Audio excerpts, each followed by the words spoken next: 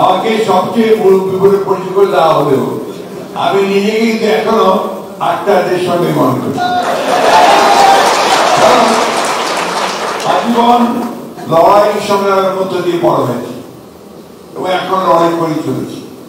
আমরা বিশ্বাস করি বাংলাদেশের মানুষ সংগ্রাম লড়াই এটাদের মজ্জাগত। যে কোনো বিপদে যে কোনো দুঃসময়ে সবাই এক হয়ে লড়াই করতে জানে, তার প্রমাণ জুলাই দিয়েছে। গত পরশু ইউএস বাংলাদেশ একটা বিজনেস ফোরামের সভা হচ্ছিল। সেখানে আমাদের সম্মানিত, সকলের সম্মানিত, বিশ্বের সম্মানিত প্রফেসর ইউনূস যখন কথা বলছিলেন, আমার বারবার করে মনে হচ্ছিল যে আমি এই দেশের স্বাধীনতার ঘোষক শহীদ প্রেসিডেন্ট জিয়া রহমানের কথা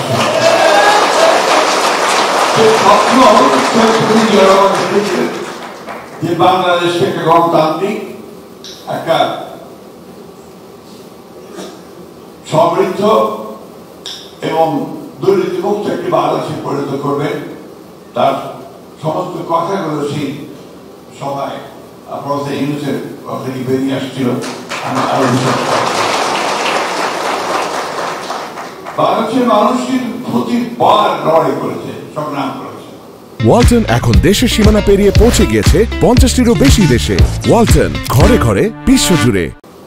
যেদিন থেকে একটা দুঃসহ, একটা দানবীয় একটি শাসক গোষ্ঠী বাংলাদেশের উপর চেপে বসেছে, সেদিন থেকেই বাংলাদেশের মানুষ লড়াই শুরু করেছে।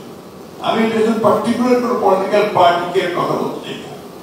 প্রায় প্রতিটি মানুষের বিরুদ্ধে সংগ্রাম করেছে।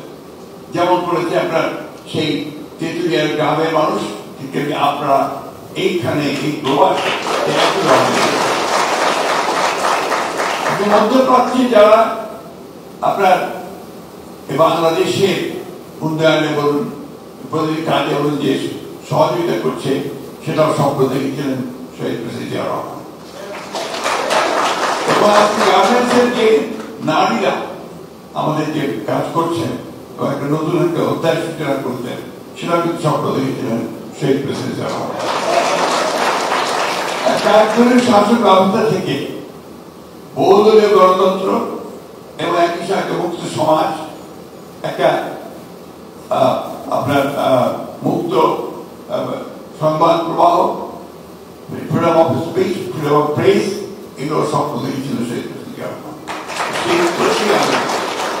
আজকেও আমাদের নেতা, তরুণ নেতা আমরা বলি, তিনিও 31 দফা কর্মসূচি দিয়ে সে নতুন চিন্তা ভাবনা। আমি একটা কথা স্পষ্ট করে দৃঢ়তার সঙ্গে বলতে চাই যে আমরা যারা বয়োজ্যেষ্ঠ আছি, আমরা অনেকগুলো লড়াই লড়েছি, আমরা স্বাধীনতার যুদ্ধ করেছি, পরবর্তীকালে গণতন্ত্রের জন্য সংগ্রাম করেছি, লড়াই করেছি। আজকে আমাদের সামনে শহীদরা যারা তারা এসছে, এবং আমরা অত্যন্ত আশাবাদী যে আমরা ভবিষ্যতে আমার লড়াইয়ের মধ্যে দিয়ে যেতে পারি। একটা কথা আমাদেরকে সবসময় মনে রাখতে হবে, সে কথাটা হচ্ছে যে স্বপ্ন দেখতে হবে। প্রফেসর ইউনূস যে স্বপ্ন দেখেছেন, যে দেখছেন, এই স্বপ্নগুলোকে আমাদের সামনে এগিয়ে নিয়ে যেতে হবে। তারা সেটা নিয়ে আমরা সামনে এগিয়ে যেতে পারবো বলে আমি বিশ্বাস করি। আমাদের যেটা দরকার, সবচেয়ে বেশি যেটা দরকার, পলিটিক্যাল কমিটমেন্ট। আমাদের মধ্যে সেই আস্থা দৃঢ়তা থাকতে হবে। বিগত রেজিম আমাদের আস্থা নষ্ট করে দিয়েছে।